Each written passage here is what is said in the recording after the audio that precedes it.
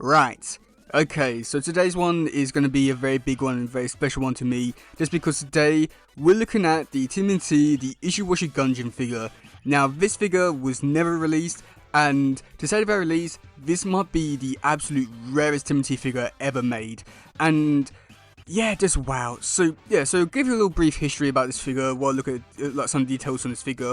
This figure was a prototype of what the figure would have been, and this figure would have came out in the, I want to say, like mid 2000s, like 2006, 2007, along with all the other fast forward figures. Now, this figure was shown off at Toy Fair and also on the back of the box for the other TMNT figures coming out around that sort of time. However, this figure was unfortunately never released. However, there was plans to release him. But today, we have been given the prototype of the figure, and oh my god, I don't know where to begin with this one. Just because, well, Fast Forward has a very special place in my heart, and, you know, knowing that we'll never get a figure of him broke my heart, but now having it in my hands, oh my god, I can't even begin to express the joy I have. This, oh my god, it's here, wow, it's beautiful, mostly, I want to say. But yeah, so with this figure, there isn't really too much to really go over. So for the articulation, its head is very limited just because of how it's connected with the back. It's not the best, but I think it does a decent job. Now for the waist, this is actually the most articulation you actually get out of the figure, where it's able to move the legs and or torso depending on what way you're looking at it. But yeah, that's surprisingly the biggest amount of articulation you'll get in the figure, which is really disappointing. Now for the arms, which is a little bit more disappointing as well, just because they're very restricted by the wings. And the wings, you can't move them out whatsoever, which is really disappointing because you'd think that with a flying figure, you're able to do all the wings, that kind of stuff. But yeah.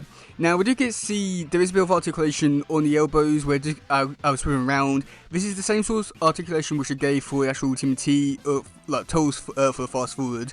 And as I say, that this does work quite well for the right arm. However, on the left arm for me, I noticed that it was very stiff around the elbow joint, but I think that might have been just due to the fact that this figure hasn't been moved in like 20 years, so I'll at least give them some credit there, and won't blame entirely on that. Now the legs, they just moved at the hips, and that's all it is. It's very difficult to move around with the articulation. And yeah, so for the height, this is something which I was quite surprised at. So I've got a few examples here. So we've got Dark Low, who, like, he's very big and tall. You've got the figure in hand and you know how big he is. And he doesn't even fit in the actual view of here.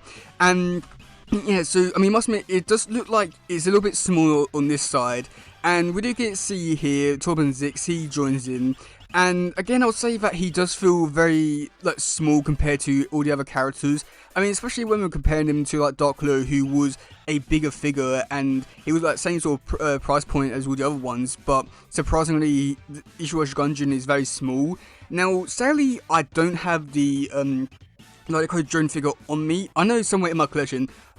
Don't ask me where it is, there's too many toes. But yeah, so I wasn't able to put like a good a scale reference to him with the actual Cody from the show and that kind of stuff. But I did say that so far I'm a little disappointed with his height. I'll say that that's probably one of his most disappointing features, along with his articulation. But at the same time, it is what it is, and well, for the early 2000s, what can you really expect? I know they can expect a lot more, but well, it is what it is. Now, for the next bit, I did put him alongside, I think it was the Triple Strike Leonardo, to give him a good idea, but this isn't really good representation of the height. And also for the last one, we got him alongside Mikey, which is the basic figure release. So this should give you like a pretty good idea on like the height. I've got a feeling that the most likely would have made him a little bit taller in the actual final release, because he is incredibly short when he's even smaller than Mikey and Leo, and these are like basic release like standard figures, which I'm honestly quite surprised at. I'm very surprised that he's like this small compared to like Mikey, who I believe is somewhat of the same height as Cody the figure. But like seeing it here where he's just like I almost had like nearly like a head smaller than Mikey, which is honestly quite surprising. So I've got a feeling that he most likely would have been a lot bigger in the actual final form itself, just because of how small it is. I've got a feeling that most likely would have been maybe around the same sort of height as Dark Leo, where he would overshadow like the actual basic figures of the actual turtles themselves, which that would have been better. But I'd say that for this height, for what they're trying to go for, it's disappointing to say the very least. It feels almost like, I think like the best example I can really give of his height compared to like the basic figures is like how Spider Bites was from the 2012 figure release, where he's like so small compared to the basic figure release of like the 2012 figures when they were coming out. And it's not that it's bad, it's just that you understand why it's like that because of the height and, you know, plastics and all that kind of stuff, money and all that kind of stuff. However, when you actually look at it and you compare them up together, it is really disappointing. And especially, I've been waiting like nearly 20 years for this figure, and, well, this is the best way I got. Yeah, I think I want a refund for that. But yeah, so also like for some other little features as well, just because I do think it's somewhat interesting as well. Like when we do take a look at the back of the boxes, so for the first one, just give you some references as well. So we've got Cody, his one's here, and it doesn't reveal anything about the Ishiwashi Gungeon. However, on RAREST 1, it also doesn't mention anything there. But if you take a look at Viral's one, it does become a little bit more interesting because it does actually show the Ishiwashi Gungeon figure there.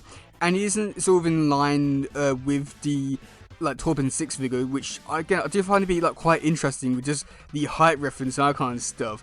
Which I must admit, it does look quite good just because the actual figure itself, compared to, you know, Torpen 6 and that kind of stuff, is in sort of same height. So maybe this most likely would have been the height that we would have gotten for Ishiwashi Gungeon, but. Yeah, so I just say that overall with this figure, it's not necessarily a bad figure, I want to say, just because I think there is a lot to love about this one, just because it is the Ishiwashi Gungeon figure. The detail from this figure, which I was quite surprised at, it does actually look quite accurate to the show. I think the only thing that is a little bit like disaccurate is the face, where it doesn't have the mask on or stuff like that. But I feel like that's like an easy custom to make and all that kind of stuff.